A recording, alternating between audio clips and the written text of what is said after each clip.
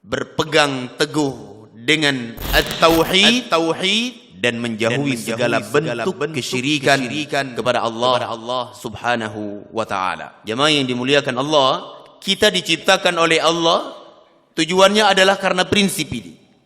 Allah utus para nabi dan rasul itu karena prinsip ini.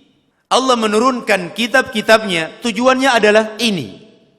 Nabi SAW beliau berkorban menyampaikan kepada umat, sampai beliau dihina, sampai beliau dilempari, sampai berdarah kaki beliau, patah gigi beliau. Apa yang beliau sampaikan? Yang beliau sampaikan adalah prinsip yang pertama ini, jemaah yang dimuliakan Allah. Para nabi dan rasul dahulu, sebelum Nabi Muhammad SAW, mereka diberikan ujian oleh Allah Azza wa Jalla. Itu karena prinsip ini.